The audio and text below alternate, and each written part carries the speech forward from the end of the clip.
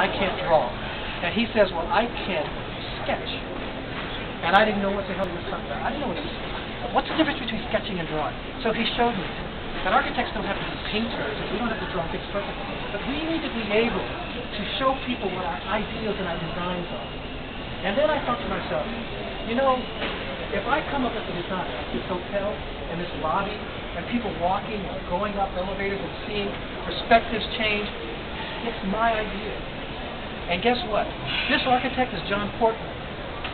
You're walking in his head, because the ideas came from his head to create all of this, so that we all can use them. The new elevators and how they go up, and seeing exactly how they work. He worked all of that stuff out, right? Now I'm doing a house in South Africa, and we're going to show that presentation in a few minutes. I hope you guys can come in. And myself, Bernadette Berry, who's an interior designer, and Lucas London, who is an architect. We're doing the urban planning. We're doing the design for a wealthy doctor who is hired us to make a strong African statement about the architecture and a good, sustainable statement about making sure that this building works within the environment. Right? Now, her whole family, all of her children, she has 2, and her husband, who's a farmer, they're all going to live in my head because I've created a house for them. This is my 16th house that I've done. So there are 16 families living in it. I just got a phone call from one of the first clients that I ever worked for. And she said, after 4 years, I haven't seen her. She said, if I don't call her, she's going to kill me. Right? They're still my friends. So I get to walk over to their house.